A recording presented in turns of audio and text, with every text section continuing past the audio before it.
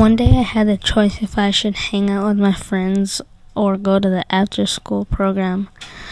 It was a hard choice because my friend Kevin and Jackie don't really stay after school. They all look short and funny.